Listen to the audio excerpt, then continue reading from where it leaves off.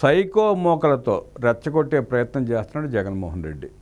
రాష్ట్రంలో ప్రతిపక్ష నేతగా కూడా లేని మాజీ ముఖ్యమంత్రి జగన్మోహన్ రెడ్డి భద్రతపై చేస్తున్న దొంగ ఏడుపులు, దొంగ రాజకీయాలు ఇప్పుడు తీవ్ర చర్చనీయాంశంగా మారాయి. ప్రభుత్వం పూర్తి స్థాయిలో భద్రత కల్పిస్తున్నా సైకో మోకలను వెంట పెట్టుకుని నిత్యం రెచ్చగొట్టే వ్యాఖ్యలు చేస్తూ ప్రజలను తప్పుదోవ పట్టించే ప్రయత్నం చేస్తున్నాడు జగన్ రెడ్డి. తన కారు కిందే తన కార్యకర్తను తొక్కించుకుంటూ వెళ్లిన దారుణానికి సిగ్గుపడకుండా ప్రభుత్వం పైనే తప్పుడు ఆరోపణలు చేయడం జగన్ రెడ్డి దిగజారుడు రాజకీయాలకు పరాకాష్ట. ప్రభుత్వం ప్రోటోకాల్ ప్రకారం జగన్ రెడ్డికి పూర్తి స్థాయిలో భద్రత కల్పిస్తున్నట్టు స్పష్టం చేసింది.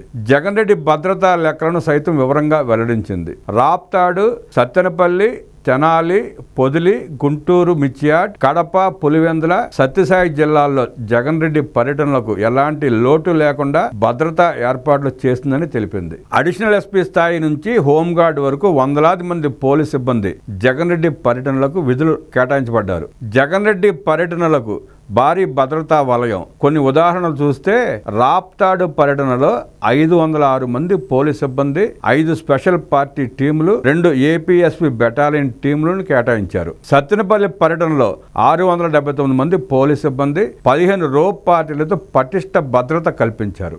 గుంటూరు మిర్చియాడ్ పర్యటనలో 123 మంది పోలీసులు, 2 రోప్ పార్టీలు భద్రతా విధుల్లో పాల్గొన్నారు. తెనాలి పర్యటనలో 122 మంది పోలీసులు, రోప్ పార్టీలతో భద్రత కల్పించారు. పొదిలి పర్యటనలో 156 మంది పోలీసులు, రోప్ పార్టీలతో సెక్యూరిటీ ఏర్పాటు చేశారు. పులివెందులలోని ఇంటికి వెళ్లిన 71 మంది పోలీస్ సిబ్బంది, రోప్ పార్టీలు కేటాయించారు. త్వరలో జగన్ రెడ్డి చేపట్టబోయే నెల్లూరు పర్యటనకు కూడా పూర్తి స్థాయి భద్రతా ఏర్పాట్లు జరుగుతున్నాయి.